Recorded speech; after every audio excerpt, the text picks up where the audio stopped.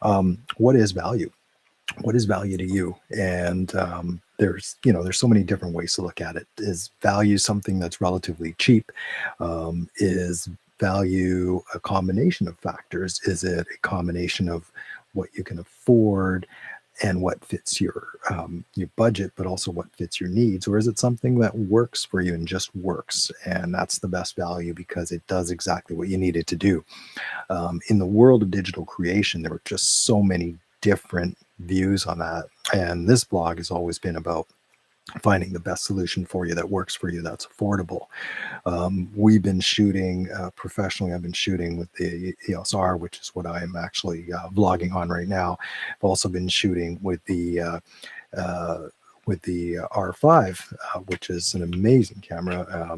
And it's great for photos. It's great for video. It's fantastic, perfect hybrid shooter. And we talk about it in a video, which we'll link up here.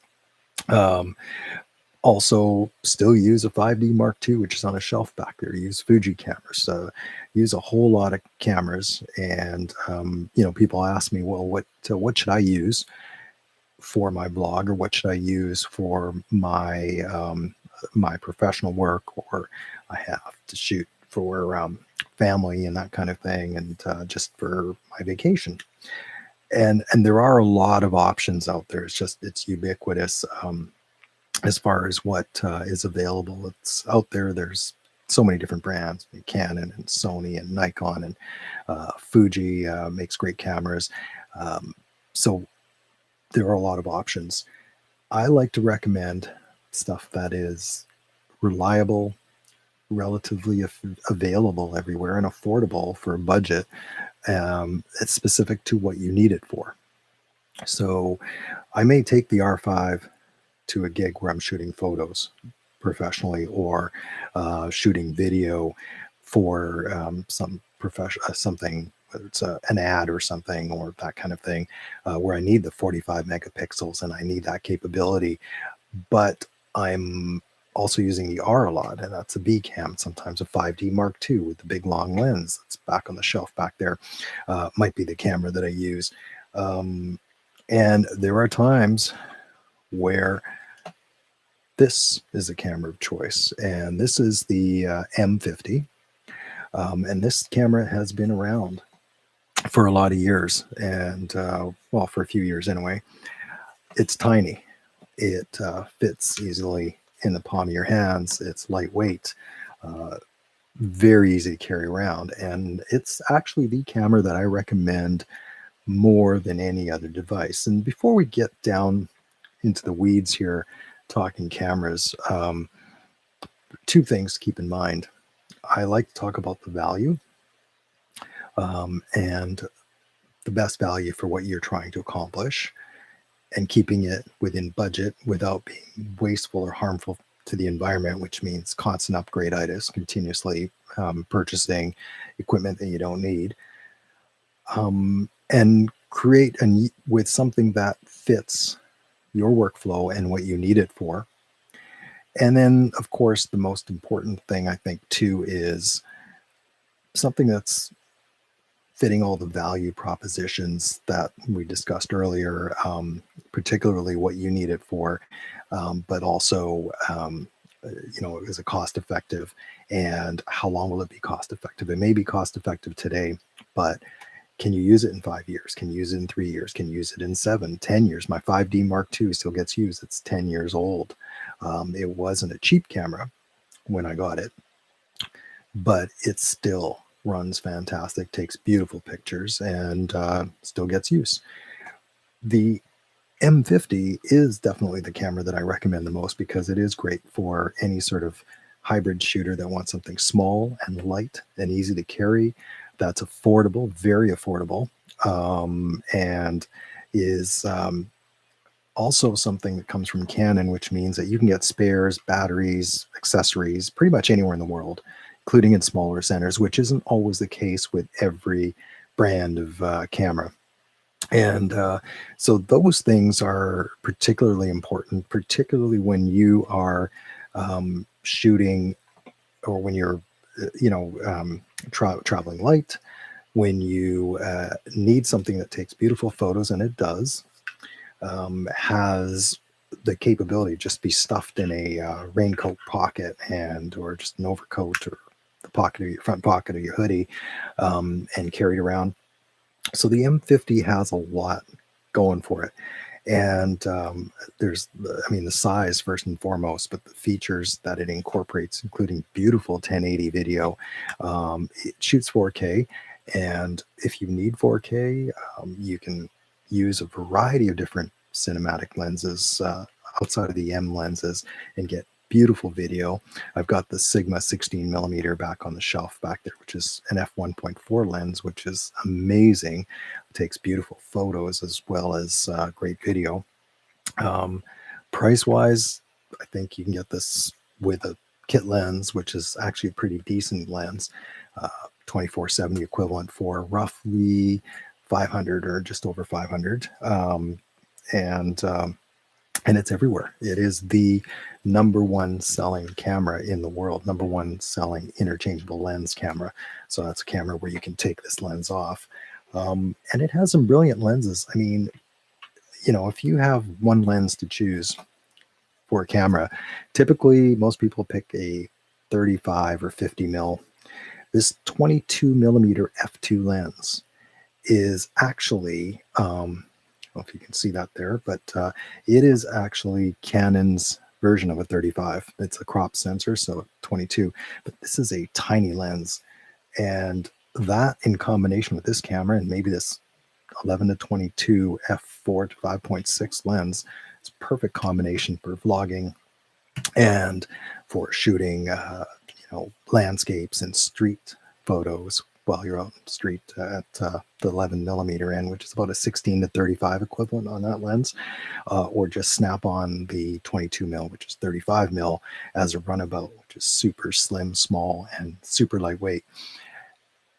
When you have something like that, a setup like that, it's great value and it's very hard to beat. I very often will pocket this, toss it in a messenger bag or in the side of my laptop bag or in my backpack when I'm running out. I scarcely leave home without some sort of a ILC, interchangeable lens camera. One of the mirrorless cameras used to be the R quite a bit, the M almost all the time. I had this at a golf tournament in my bag, and it manages to take great photos and video clips on the course, which is and it's fantastic to have. And taking the R5 out a lot now too, but the M50 still maintains its spot as being the most used, and that's just it. I mean, if you're going to use something, you want to have something that you will use actually, and the M50 has been used by me on a lot of jobs. I actually needed the crop to be able to get a little closer on some long shots, and I took it on some professional shoots where the shots were published. It wasn't the only camera. I always use at least two cameras, at least two bodies, usually two cameras with lenses on my Spider holster, system. And I'd taken the R and the M50 and got a lot of shots that were in a publication. The R5 and the R will probably be my main go-tos for that type of a gig, but the M gives you that flexibility. I need something small and light that I can clamp on a C-clamp and put it up in a corner somewhere and get a nice wide shot with that 11 to 22. I can do that and get a reasonably very good image without using a GoPro or something. I can clamp this up there with a Joby Gorilla Pod up in a corner somewhere out of sight and get a very nice APS-C image. So has a lot of uses. If you're a YouTuber, vlogger, I still think that's the best camera. I would not take my R5 vlogging. If I have my R5 and I need to do some photos somewhere and some video, I may pause and do some stuff and maybe talk to the lens, talk to the camera. But basically, if you want something, this is ideal for throwing on a mini tripod or Gorilla Pod or any of those different types of selfie stick type things or mini tripods and run about. So it's great value, and we'll be sharing some images and stuff later on here on the vlog as well, just sort of displaying what we've been able to do with the M50, and including some video stuff. But there are videos on this blog that were shot partially with that camera, and I would continue to use it. I mean, keep in mind that we are posting mostly on YouTube, mostly on Instagram or Facebook. Not typically media that is going to be on a giant screen somewhere.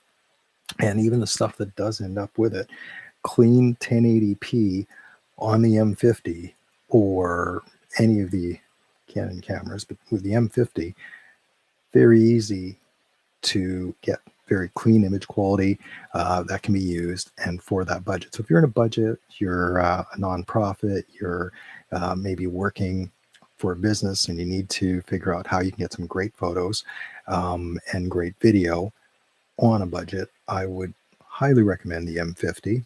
I continue to use it, and I think that you're going to see that this is it's a great value. Now, how do they compare? And yes, a bit of a clickbaity headline there, but the R5 and the M50 are the perfect camera depending on what you need to use them for, just like the EOS R is. The R has become my main vlog camera. And so I think that it's a matter of what you're using it for and what kind of use you're going to get out of it that determines the value. The R5 will probably go 6, 7, 8, 10 years. So the value of that, just like the 5D Mark II on the shelf back there, 10 years at probably a couple of $100, about $300 a year, which is great value because it earned money all those years. The M50 has already paid for itself just in paid gigs for the role it played. And the R5 as well will continue. The R is already far exceeded, what it was paid, what we paid for it. So those are the things that you need to look at as far as value goes. And when you stitch those all together, you'll see that it is possible to work within the frame of your budget and your needs and find something. There's just so much goodness, so much photographic goodness out there. I mean, it's unbelievable what you can do with various cameras from Fuji and Canon and Sony and all these brands.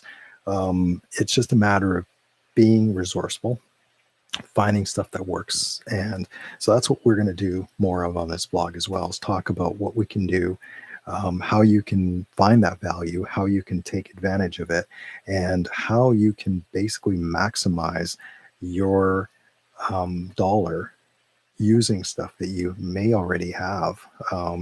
I would not recommend any vlogger go out and buy an R5 or an EOS R. How do they compare?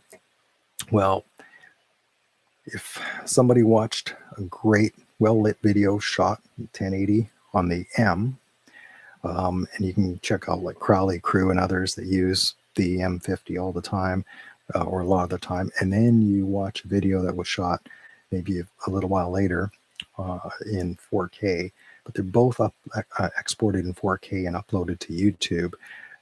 Most people have difficulty determining what that was, especially the untrained eye. And most of the people that are digesting and consuming what you create are not experts in pixel peeping, so they're not going to notice that. They just want to look at something that's entertaining or informative, and you got to keep that in mind. You got to keep your audience in mind. You got to keep in mind your business or your use and what makes the most sense for you. And in the end, what is the consumer, the audience, what are they going to look at and what are they going to use? And that is one of the key factors in that value. It makes no sense to go and spend $20,000-$30,000 on gear when your audience is very used to consuming iPhone videos. Some of the best and most interesting videos on the internet are shot on mobile phones. And so you need to keep that in perspective. And I think as an organization that's trying to, maybe a nonprofit or a volunteer organization or a small business, um, those are things that you need to consider. And though, having been involved in that world myself for a long time, being able to realize that and understand that and incorporate that into your game plan for communications is very important. If you don't, you're going to end up spending a lot on stuff you don't need, or maybe hiring or outsourcing stuff because you don't feel you can do it. And we're going to talk about ways that you can and do it on a budget, because that's very important, especially in this day and age. So anyway, those are thoughts on the M50 versus the R5. I hope you found that entertaining and interesting. If you did, please like, please share, please subscribe. We are going to talk more about these units and the work we do and how it fits into your workflow. And hopefully you did gain something from this. And please do put your comments down below if you felt that there was something missing or something we could add.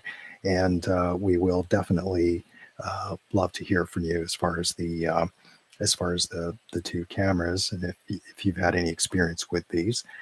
So hit that like button, pound the subscribe, and we will catch you later.